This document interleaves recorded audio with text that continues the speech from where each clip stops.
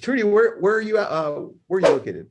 I am in St. Augustine, Florida, which is Northeast Florida. Yeah. Nice. Yeah. Nice. How's the weather right now? It is perfect. Oh, I love it. Really perfect weather. Sorry, I don't mean to rub it in, but it No, really is that's okay. I have amazing weather too. good. So we're good. Wow, I'm Well, jealous, you know. guys. Utah is Haley- freezing. Yeah. Is it snowing, Haley? It snowed a few days ago, and then it was like 50 degrees yesterday, and it's supposed to snow tomorrow. So, Damn. yeah. All right. All right. You know, Well, Go ahead. no, go ahead. No, I was going to say the only problem with this perfect weather is there's no excuse for not getting out and door knocking. So There you go. Unless it's too humid. it's not. Oh, perfect. All right.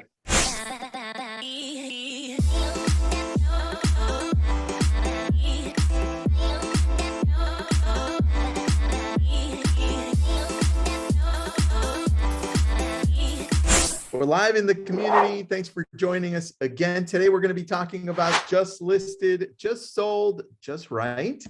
And we've got Haley Johnson with REDX and Trudy Padilla. She's the one we're going to be interviewing. Haley is my co-host. Welcome, everybody. Trudy, thank you for joining us. Tell us a little bit about who you are and your business so people can get to know you. Well, I'm delighted to be here. Thank you so much for the opportunity. I am a real estate agent here in Northeast Florida. I live in sunny St. Augustine, Florida, where we were just talking about how the weather is so perfect. I have been a real estate agent for 6 years. And prior to that, I was in some high-level mortgage lending positions. So I've really been in residential real estate for about 30 years right here in Northeast Florida. Oh. Yeah. And I love it. I really do. I have a small team here. It's the True Dat Can Sell That team right there. And I love that name. So, and most of it is support. I do have, so I'm scaling my team. I did about 28 units last year. And so we're growing, and that's a pace where you want to be able to scale without going backwards in training and all of the things.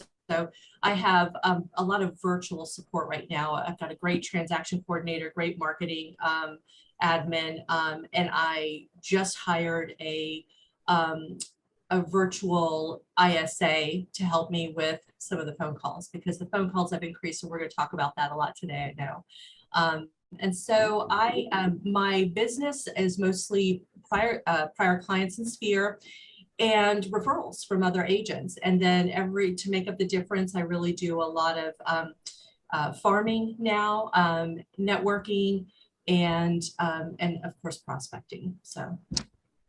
Oh, I like that. That is a complete bio. That's really good. Thank you so much.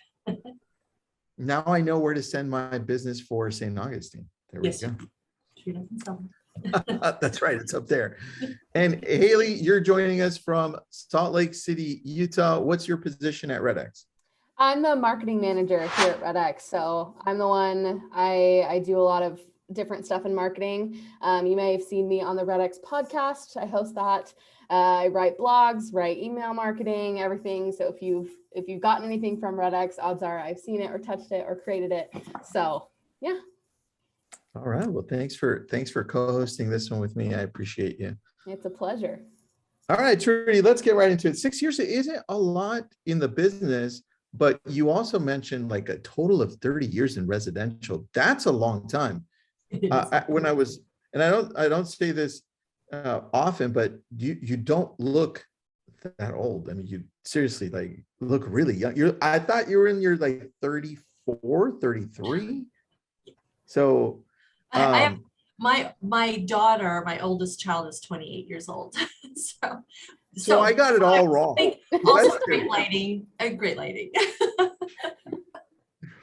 I just wanted to start with that because that's a lot of experience too. Yeah. So let's dive into that. How did you transition over to this side of real estate?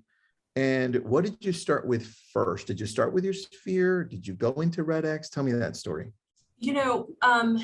it was kind of interesting. I was on the fulfillment side. So I kind of ran large operations centers. So I wasn't in business development or lead generation at all prior to coming into sales. So I always joke that I was sort of backing my way into the industry, because when I was in college, I worked as a closing agent in title, and then went into mortgage operations. I was a processor for a few months, and then became an underwriter, and then just worked my way up into leadership positions. So when the time was right for me to move into real estate sales, so I took the leap in like midway through 2015, and so here we are.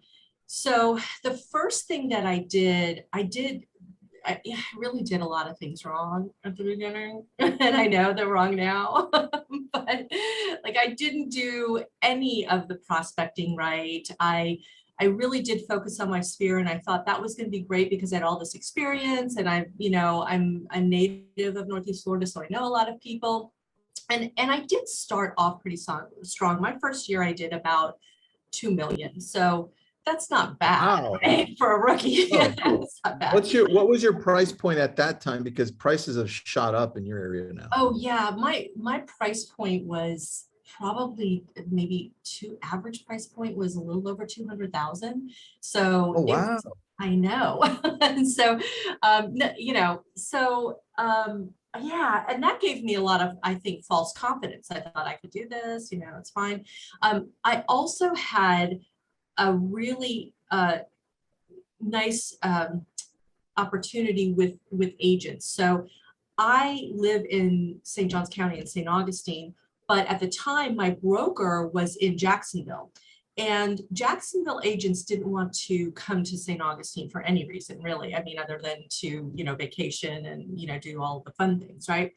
So I got a lot of referrals early on. So I started with agent referrals fairly early. So the combination of my sphere and agent referrals did well, and it did well for a period of time, but I kind of got stuck in that 2 to 3 million rut. And in order to get out of that, I knew I was going to have to start really adding to the database. I can't keep going to the same people in the database, and I got to grow that database. And so that's how I started. The combination of two things. I needed to do more prospecting and networking. And so those are the two places that I sort of,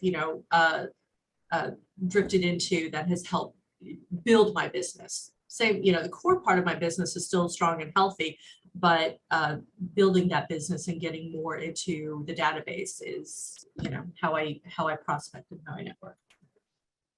Got it. I like that. So tell me then the transition into REDX. When did you say, okay, it's time to start looking for more business and going after it so that I can build my database?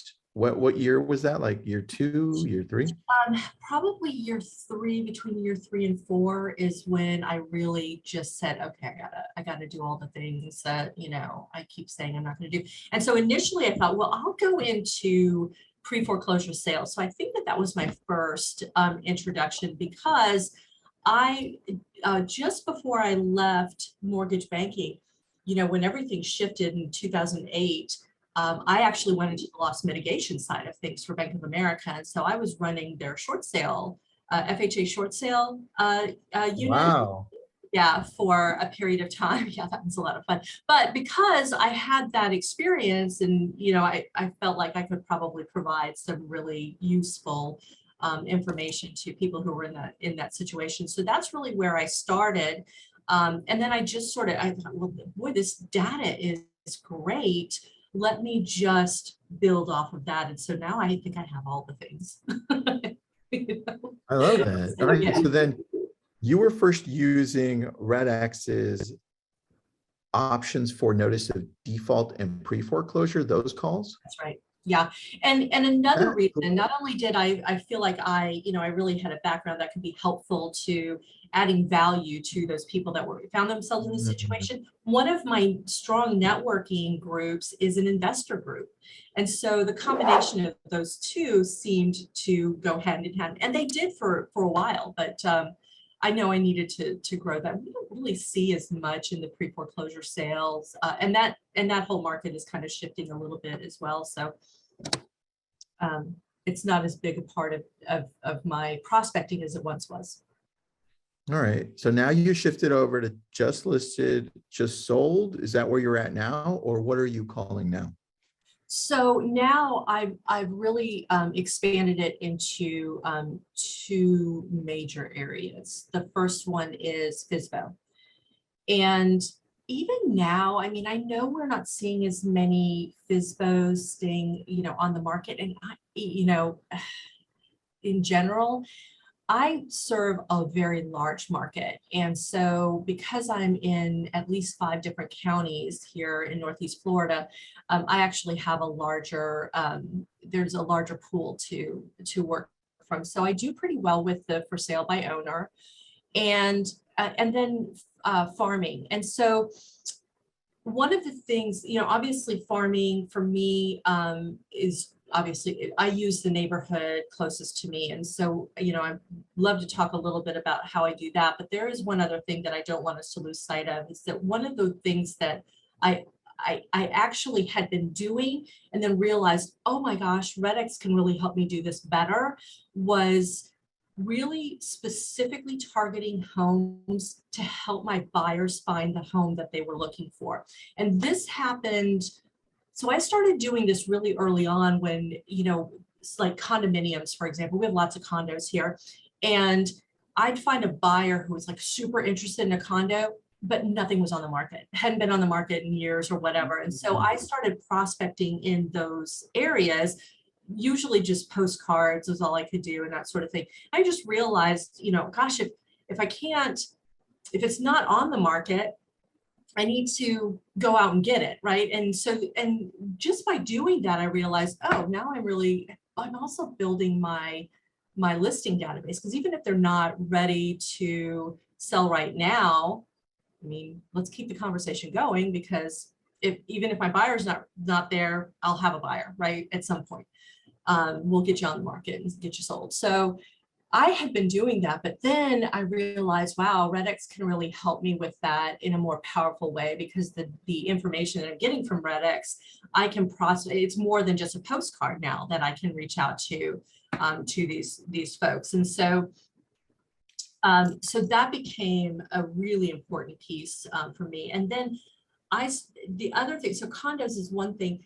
The other thing that was happening is buyers would get really excited about a certain floor plan. Maybe we have a lot of new construction, right? And so they get really excited about a floor plan, but that floor plan is no longer being built in that community. So I would figure out where those floor plans were built in other communities, and I'd go pull that community, and you could figure out by square footage which were the floor plans, right? So then I could narrow it down and actually go very specifically reach out. That part has become so much more important tool in my tool belt for helping buyers today, because this market is really, really hard for buyers. And we always talk about there's just no inventory. Well, there's inventory, it's just not showing up on the MLS. And so we've got to help our buyers understand the value that we bring to the table. And so when we're having listing consultations, or certainly when I'm having listing consultations, I'm explaining that this is part of how I'm going to help you find a home. And along at the same time that I'm explaining that there's a possibility you may have to pay part or all of my commission. And so those conversations become really important. We're pretty used to having those conversations on the seller side, but we haven't really had to have that conversation as much on the buyer side. And so I think being able to, share with a buyer how the tools that we have to help them in ways that they wouldn't be able to help themselves, I think is important. That's so smart. Using that as a tool to gain a better perception when you're doing the listing presentation. I don't think we use our tools enough to be able to gain more business that way. That's super smart. And the fact that you narrowed down the areas in the way that you did through the square footage, that was brilliant. Yeah. Well. But it actually has worked. I mean, it has, I've had success with that. So, what does that conversation sound like when you're reaching out to areas where you have possible buyers for? You're just dialing them, and what does that initial conversation sound like? Because agents overthink it. That's why I'm asking you. Yeah. And tell us how that goes. So the script is usually, hey, this is Trudy with Keller Williams. I know that this is going to be an unusual call, probably out of the blue, but I'm working with a buyer that is looking for your exact house. And I wanted to reach out to you, just find out if you have any interest in selling. And just shut up and let them talk. And the responses are actually, I mean, sometimes they go, and they hang up. Not very often though. Usually I have a conversation. I love that it's so simple, because I know Haley probably hears this a lot because she works at REDX. But the fact that it is like, oh, well, what do we say? And what if they say this? I think we overthink the whole process of just picking up the phone, because a lot of us hate picking up the phone and calling people we don't know. That's just a fact. So I also don't rely only on phone calls. So I'm doing a multi-layered approach. So it starts with a phone call, but it also is a follow-up with a letter or a note card, depending on whether we connected. Oh, okay. Yeah. And so so I have like a stack of note cards sitting next to me whenever I'm making my calls. And so I just kind of, if I connected with them, then I just move a note card to the stack. If I didn't connect with them, then they go into the mailing queue, right? And so the letter that goes out to them is very similar to the script, but I do get I have updated it to get a little bit more specific about my buyer, Susie and Sam are looking in, have identified your home as being one that is high on their list to buy. They're very qualified and they are very interested. Please give me a call. I love that. We have been upping the amount of those letters that we send out just in since November. And they are working so well right now. Like I'm just surprised at the simplicity of the letter and the effect it has right now. Right. What are you finding? So I am finding, I will say, I think that you hit it on the head. The volume, the number of times you have to send it out, I think is increasing, because I think in my market, what I am hearing is, yeah, we've already heard that. So, so, and we're not ready to go. But the other side of that is, well, why aren't you ready to go? And in most cases, or many cases, I will say, it's because where would we go? Right. And so that's certainly a conversation that, well, let's talk. Let me come over and let's have a conversation about that. But, I think there are more and more agents that are doing what we're doing in this market. And so I'm noticing that a little more, especially in my neighborhood. Trudy, but I think that's where what you're doing, the way that you do it penetrates the market more, because now it just feels like you're calling, then you're sending them a note card, then they're probably getting something in the mail too on top of that. And just from talking to you, it's probably more authentic than the normal letter that goes out, right? Yeah. So I can definitely connect a lot more with you. And if that conversation comes up where they're saying, well, where would I move? I'm pretty sure, because you brought it up before, because I wrote it down, you're probably letting no, well, don't worry about it, because I also call where you want to move. Well, actually, that's even what I say to them often is, and I try to schedule the appointment, right? So that it's more important to really get the appointment. But if I'm still needing to convince them, I say, well, the conversation that I'm having with you is because they needed me to find them a home. And so there you go. So good. If we just sit down and figure out what you want, I can do the same for you. That's awesome. See, that completes the circle, because if you're talking to me as a seller, I'm like, oh, I actually hadn't heard that, or I don't hear it very often, Mhm. right? Right. I That's love right. it. I love it just because, I mean, Trudy, that's why we love you, because you just bring so much value, but it is terrible to be a buyer right now. I mean, I just some of my friends, right, that are trying to get into houses and things like that, but you add this whole other service for buyers that makes it not so terrible, that they're not going to be denied after denied after denied after a house, right? It's just helping, it's just bringing value to these people. Yeah, and you know what? We also should mention the fact that an off-market type of trend, negotiation is so much easier, right? Yeah. There's far less feeling of being beat up, or the fatigue that kind of hits buyers. So Mhm. it really does help tremendously. Tremendously. Love it. I loved, so I take notes. So sorry, I'm a little slow because you're saying a lot of good stuff. Haley, you said something that I loved, service for buyers. And so I'm thinking, because we do something similar to what you do, Trudy, out here, but I'm thinking like our part of our messaging right now should be, we find off-market homes for you where we take the multiple part out of the offer. And I think that's so key, because it is draining. Like we we have some of our friends that are like completely drained out. They're like, Yeah, Tristan, we love you, but this is tough. yeah, it is. So good. The other thing that I've increased in the midst of this market is we have just so much new construction. And so making sure that you're networked with the site agents is more important today than it ever was before, because in my market, and I'm sure that this is happening in most markets, but the build time is about 12 to 18 months.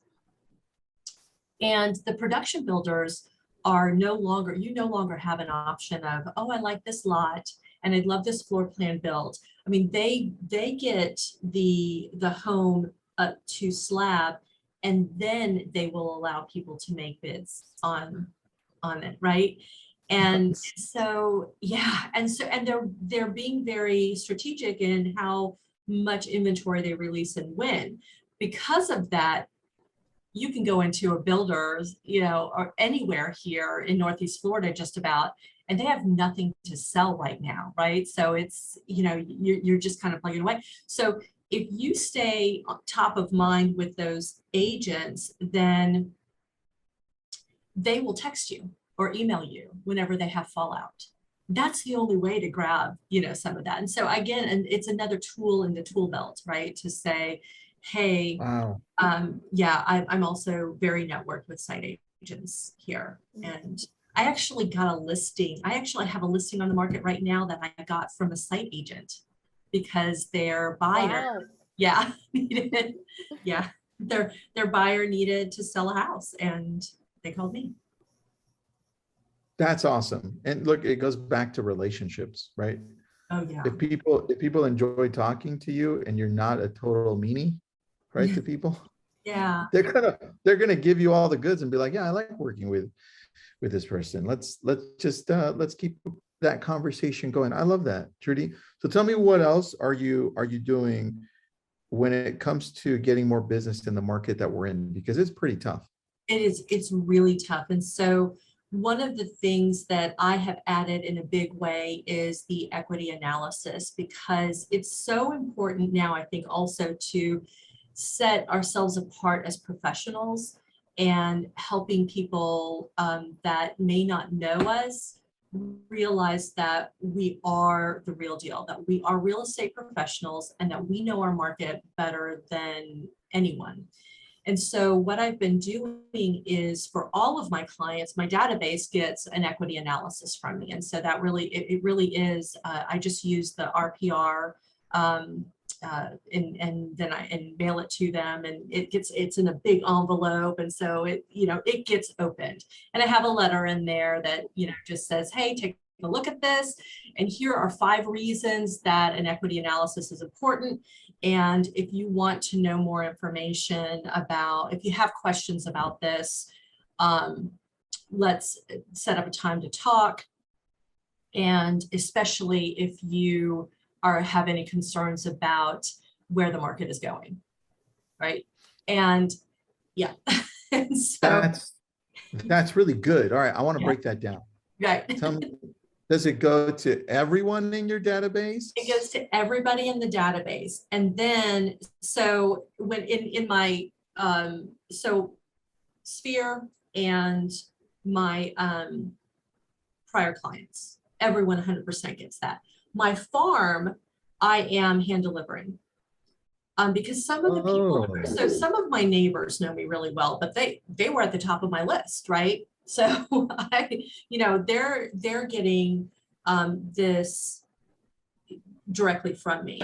And so the rest of them don't really know me. And so what I want to do is make sure that we are getting covered. I can't even tell you how many postcards and texts and whatever I get on my house in my neighborhood from agents that don't even live here. I mean, I literally get, there's a lady in Columbia, South Carolina, who texts me and emails me about selling my home. Like, why would I go to somebody in Columbia, South Carolina to do that? First of all, I mean, I'm a real estate agent, but that's beside the point. She clearly doesn't know that. So,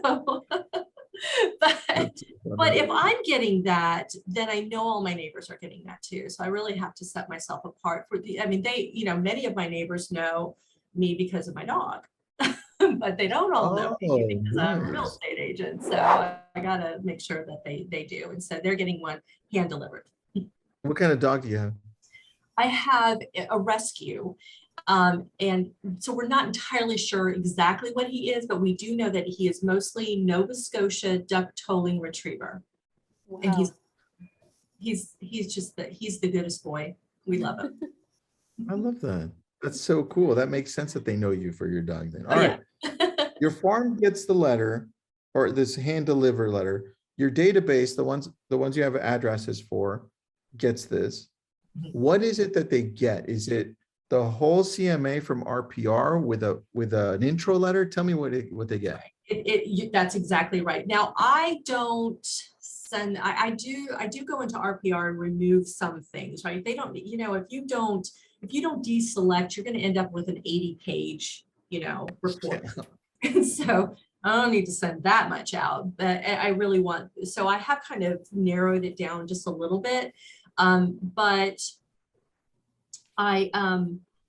so I send out, and then that with a cover letter, and the cover letter has the 5 reasons an equity analysis is important. And it's things like, if you wanted to refinance, or, look at your taxes, or I can't remember, give it to your financial advisor, those things. Right. But then it says, hey, let's, take a look at this and let me know what questions you have, especially if you have any concerns about where the market is going. Because that's what they're all thinking. And so that does generate the most conversation. And so the rest of this is, I just started this push on equity analysis. I've been doing this on a lower level all the time. Like usually it was when my prior clients got to about 3 to 5 years, I would send them an equity analysis. That was kind of a follow-up for me. But this year, I feel like everyone needs to get it. So this first quarter, everyone in the database is getting it. So second quarter is going to be me calling them and saying, hey, what did you think of what I sent you in January, February, whatever? Did you have any questions about that? So if they haven't reached out to me, then they get a follow-up. And I will say, I've just started also the farming, but the people across the street are thinking about selling. And so that's already gone into that conversation. And awesome. Yeah, and also my husband and I also want to buy homes on the street. So that's another an ad that we have, kind of contributed to the conversations. If you're thinking about it, I wish you, please come to us first because we'd love to have a conversation perhaps about buying this. That's cool too. See, so many different sections that you could come in at. Yeah, yeah. I love that. All right, Haley, did I miss anything that you wanted to add here as we're closing out? No, I just think I love this because I'm in so many different Facebook groups and things, especially I was reading in the new real estate agent group today, and there was someone that was saying like, I'm struggling to get listings. I don't know what to do. And I just hear people, especially new agents, really struggling right now. And so everything that Trudy has just shared is something that I think, one, new agents can jump into pretty easily, even if they don't have a just listed or just sold or anything. They can go and make inventory or create inventory like Trudy's doing. So I just think this is a lot of value for people, whether you're new, seasoned, or anything, because of the market and how challenging it can be. So I just have loved sitting here and listening to Trudy today. So it's been an honor. I love that. Yeah, Trudy does rock. One more thing I did want to say about the equity analysis. The RPR does a neighborhood. This is the other point that I always point out when I'm talking to people. It shows specifically in their neighborhood what the year-over-year appreciation has been, and the appreciation in the last month. And I always mention that because it's huge. In our market, it's anywhere from 25 to almost 40%. We've got one little area that's almost at 40%. And so I know, so when you get to the fear of where the market is going, you say, well, worst case scenario, let's just say the market doesn't appreciate as fast as which is where it's going to go, right? It's not going to appreciate as fast, right? Let's just say you cut it in half. I mean, is 10, 15, 20% appreciation still good for you? Right? Right. And so that helps when you're, also for buyers, right? Because if you're getting buyers who are really afraid of paying, having to pay what they have to pay in order to get into the home, showing that appreciation and talking about where the market is going is super important. Awesome. Yes, I agree with that. I took note of that. Add the appreciation. Yeah. And then I did put up the link. Haley, thanks for reminding me, for the Facebook community. It's called the Lead Gen Conversation by REDX. So we talk about lead generation there. Throw yourself in there. There's the link. It's free. And Trudy, anything else you want to add that we may have missed that you wanted to talk about? I'm sure I will think about it at 3:00 this morning. Well, we'll have you back. This is a great conversation. I love being here, and if anyone has any questions, feel free to reach out. If you have any buyers or sellers that are in Northeast Florida, the True That Can Sell That team is happy to help. And this has been a lot of fun. Thanks for having me. How do we get a hold of you? What's the easiest way? Easiest way is to just Google True That Can Sell That. All of my social media is branded True That Can Sell That. So if you go anywhere, Facebook, whatever, or Google, you'll find me. I got you. I just Googled it. You're there. That is the best. Thank you so much for being on. Absolutely. Thank you for having me. Thanks, Haley. Thanks for co-hosting. Thank you. Bye, everyone.